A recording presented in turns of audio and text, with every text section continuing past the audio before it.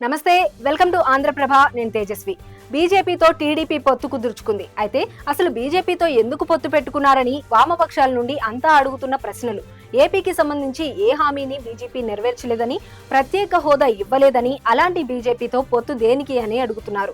వీటన్నింటికీ చంద్రబాబు సమాధానమిచ్చారు. అంతేకాదు, బీజేపీతో పొత్తు వెనుక ఉన్న వ్యక్తి ఎవరో కూడా చెప్పేశారు. ఇంతకీ ఎవరా వ్యక్తి? బీజేపీతో పొత్తు ఎందుకో చంద్రబాబు ఇప్పటికే అనేక సార్లు చెప్పుకొచ్చారు. రాష్ట్ర ప్రయోజనాల కోసమే పొత్తు అని కూడా వెల్లడించారు. ఇదిలా ఉంటే మంగళగిరిలో టీడీపీ ఆఫీసులో చంద్రబాబు మాట్లాడుతూ బీజేపీతో పొత్తు వెనుక ఉన్నది ఎవరో కాదు, జగనే అని సంచలన కామెంట్స్ చేశారు. అవును, జగన్ కోసమే పొత్తు పెట్టుకున్నామని ఆయన కీలక వ్యాఖ్యలు చేశారు. జగన్ లాంటి నాయకుడు ఏపీలో ఉండరాదని, ఆయన పార్టీ కూడా చిత్తుగా ఓడిపోవాలనే పొత్తు పెట్టుకున్నామన్నారు.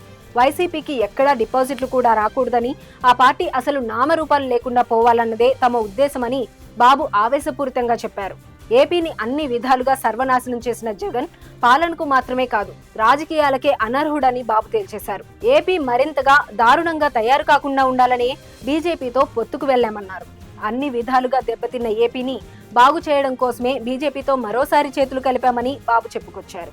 జగన్ వంటి వాడిని ఎన్నుకోవడం ద్వారా ఏపీ ప్రజలు గతంలో ఎన్నడూ చూడని చేదు అనుభవాలు గత 5 ఏళ్లుగా చూశారని బాబు అన్నారు. ఏపీలో ఎవరికీ రక్షణ లేకుండా పోయిందని మండిపడ్డారు. 4.5 దశాబ్దాల రాజకీయ చరిత్ర ఉన్న తనలాంటి వారిని అడ్డుకోవాలని చూశారని గుర్తు చేశారు. ఇక ఏపీలో ప్రతిరోజు విపక్షాల మీద కేసులు పెట్టడమే 5 ఏళ్ల జగన్ పాలనగా సాగిందని, దానికి చరమగీతం పాడేందుకే ఎన్నికలు వచ్చాయన్నారు. ఎన్నికల అనంతరం టీడీపీ ప్రభుత్వం ఏర్పాటయ్యాక జగన్ ప్రభుత్వం అమాయకుల మీద పెట్టిన అక్రమ కేసులను సమీక్షిస్తామని ఆయన చెప్పారు. ఏపీలో జగన్ బాధ్యతలే జనంలోకి వెళ్లి అసలు విషయాలు చెప్పాలన్నారు.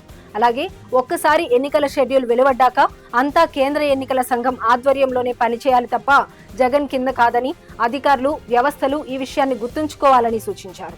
ఏపీని ప్రజలే రక్షించుకోవాలని బాబు పిలుపునిచ్చారు. తనకు ఎవరి మీద కోపం లేదని, ఏపీ అభివృద్ధే తన లక్ష్యమన్నారు.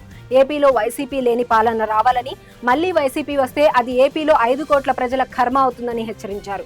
మొత్తానికి జగన్ ని గద్దెదించేందుకే తాను బీజేపీతో పొత్తు పెట్టుకున్నానని బాబు సంచలన కామెంట్స్ చేశారు.